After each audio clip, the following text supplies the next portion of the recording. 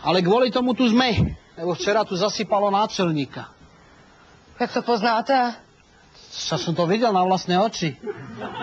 On bol ožratý ako ťava hovedo. Troška sme sa rozprávali, či je lepšie v tej lávine akože plávať, či čo, a utekať a hento, toto. A keď sme dohovorili, tak došla lavina, šup a už sme ho nevideli, idiota. Trhnete si? Ne, já nepiju. Len si štrngnete. Ne, děkuji, já nepiju. Kto chce v horskej službe, si musíš trhnúť.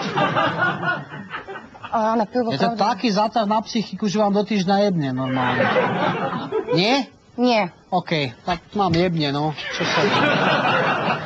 A vy jste ho tu nechal celou noc? No a čo, však bol ožratý, to nevadí. Normálne zaspal a máme ešte týždeň, keď ho nájdeme, to je v pohode. A tak ožratý, že ani zmrznúť nemôže.